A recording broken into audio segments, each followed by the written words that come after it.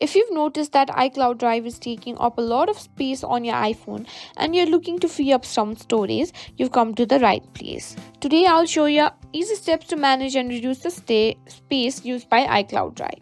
First, let's check how much space iCloud Drive is actually using.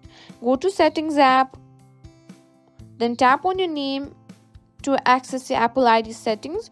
From there, tap on iCloud. You'll see a breakdown of your iCloud storage usage. Tap Manage Storage. This will show you a list of apps and services using your iCloud storage. Find and tap on iCloud Drive to see what's taking up space. Here you'll see a list of files and folders stored in iCloud Drive. To free up space, you can start by deleting the files that you no longer need.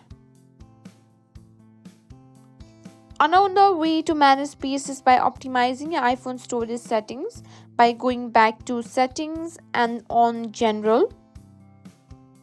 Then tapping on iPhone storage. Here you'll see recommendation for optimizing storage. Look for recommendation like or offload unused apps or enable messages in iCloud. This option can help you free up space on your device.